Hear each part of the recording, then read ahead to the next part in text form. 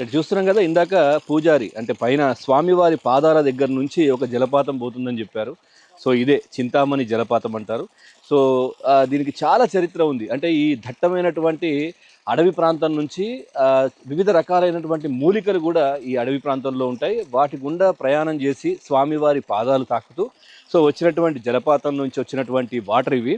So అంటే అప్పుడు ఏదైతే కాకతీయుల కాలంలో రుద్రమాదేవి కూడా కొంచెం ఆరోగ్యం బాగోలేనప్పుడు, తనకు కొంచెం ఇబ్బందికర పరిస్థితి ఉన్నప్పుడు ఈ నీళ్లు తాగితే సో తనకు అస్వస్థత నుంచి కోలుకుంది అని కూడా చెప్తా ఉంటారు చాలామంది కూడా. సో చూస్తున్నారు కదా, సో ఈ ప్రదేశానికి అంటే ఈ ఆలయానికి రావాలంటే మనం ఏదైతే వరంగల్ నుంచి చూస్తే దాదాపుగా 130 కిలోమీటర్లు ఉంటుంది. ఇటు భద్రాచలం నుంచి 90 కిలోమీటర్లు ఇక్కడ ప్రయాణం ఉంటుంది. అట్లాగే ఇటు ఏదైతే ఏటూరు నాగారం, అదేవిధంగా భద్రాచలం హైవే దగ్గర నుంచి మనం లోపలికి రావడానికి పూర్తిగా ఆటోలు కావచ్చు, లేదనంటే ప్రతి గంటకి బస్సులు కూడా ఉంటాయని చెప్తున్నారు. సొంత వెహికల్స్ ఉన్నా కానీ రావచ్చు ఈజీగా. సో ఏదైతే వెహికల్స్ మాత్రం చాలా అవైలబుల్గా ఉన్నాయి. సో ఇక్కడ గుడి మాత్రం 5 గంటలకు క్లోజ్ అవుతుంది.